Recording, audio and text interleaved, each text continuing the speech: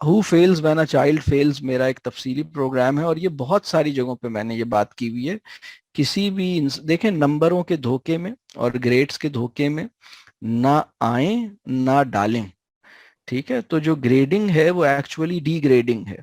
انسانوں کو D grade کرنے کے ایک یونیورسلی ایکسیپٹیبل ماڈل کا نام ہے گریڈنگ.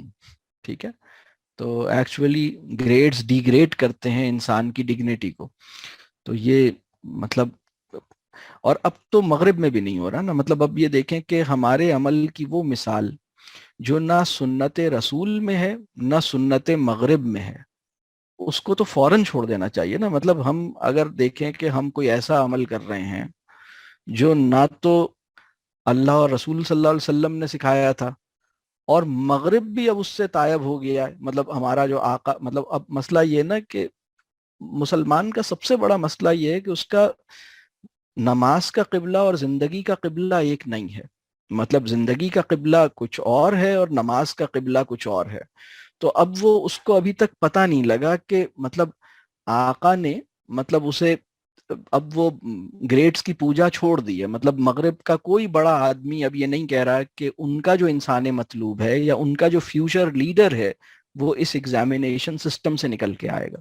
مطلب وہاں بہت تیزی سے اپنے ایجوکیشن سسٹم میں ایگزامز کو ریپلیس کر رہے ہیں دوسرے ماڈل سے، اور ایگزام کی سینٹرل، مطلب اب وہ ایک چیلنج ابھی رہتا ہے کہ وہ ایک جو ایک بورڈ ایگزامز کا جو ایک ہائر لیول پر جو ان کی سرٹیفکیشن ہے وہ ابھی جڑی ہوئی ہے، لیکن اسکول لیول پہ 15 سال سے کم عمر کے بچوں کی زندگی میں ایگزامز تقریباً وہ اس کو نکالتے چلے جا رہے ہیں. ان کا یہ پلان اس وقت ہے.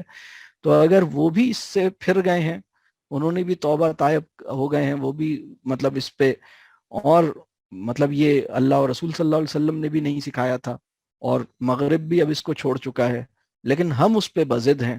تو مطلب اپنے عمل پھر ہم دیکھیں کہ مطلب ہمارے پاس اس کی کیا دلیل ہے. یہ ذرا سمجھنے کی بات ہے. تو اس پہ میں آلریڈی، چونکہ بہت یہ تو بات میرا خیال ہے کہ جو تھوڑا سا بھی ہمارے ای آر ڈی سی سے جڑتا ہے تو یہ تو فوری طور پر انشاءاللہ اسے سمجھ آ جائے گا. یہ تو بلکہ ای آر ڈی سی سے جڑے بغیر بھی الحمدللہ لوگوں کو سمجھ آیا ہوا ہے.